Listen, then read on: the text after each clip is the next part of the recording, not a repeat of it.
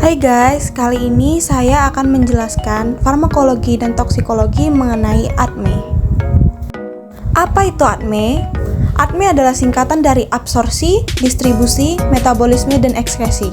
Studi ADME dirancang untuk menyelidiki bagaimana suatu bahan kimia, misalnya senyawa obat, diproses oleh organisme hidup.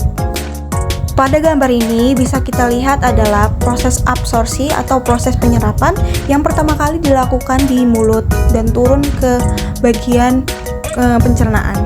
Lalu ada distribusi, yaitu proses penyebaran ke dalam seluruh tubuh. Dilanjut dengan metabolisme yang merupakan proses biokimia yang terjadi di dalam organ tubuh kita. Yang terakhir adalah ekskresi, yaitu adalah pembuangan obat. Untuk informasi yang lebih jelas, mari kita dengarkan penjelasan berikut. Absorpsi, penyerapan. Agar suatu senyawa obat dapat mencapai jaringan tubuh tertentu, biasanya senyawa tersebut harus dibawa ke aliran darah terlebih dahulu. Biasanya melalui permukaan lendir atau mukus, seperti saluran pencernaan, sebelum diambil oleh target. Faktor-faktor seperti kelarutan senyawa yang buruk, waktu pengosongan lambung, waktu transisi usus, ketidakstabilan kimia dalam lambung, dan ketidakmampuan senyawa obat untuk menembus dinding usus, semuanya dapat mengurangi sejauh mana suatu obat diserap setelah pemberian oral. Penyerapan secara kritis menentukan bioavailabilitas suatu senyawa obat. Distribusi, penyerapan.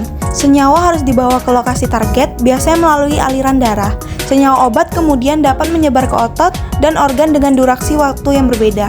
Setelah masuk ke sirkulasi sistemik, baik dengan injeksi intravaskular atau dengan penyerapan dari berbagai situs ekstraseluler, obat mengalami berbagai proses distribusi yang cenderung menurunkan konsentrasi plasma.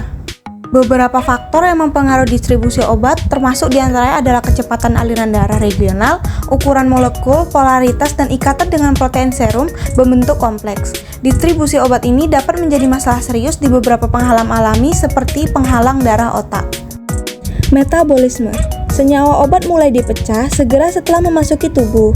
Sebagian besar metabolisme obat molekul kecil dilakukan di organ hati oleh enzim redoks. Disebut enzim sitokrom P450. Ketika metabolisme terjadi, senyawa awal diubah menjadi senyawa baru yang disebut metabolit.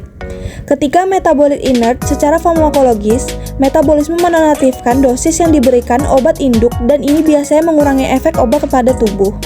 Metabolit mungkin juga aktif secara farmakologi, kadang-kadang lebih dari obat induk. Ekskresi, senyawa obat dan metabolitnya perlu dikeluarkan dari tubuh melalui proses ekskresi, biasanya melalui ginjal, urin, atau di dalam feses. Jika ekskresi tidak berjalan normal, maka akumulasi zat asing dapat mempengaruhi metabolisme. Ada 3 lokasi utama di mana ekskresi obat terjadi.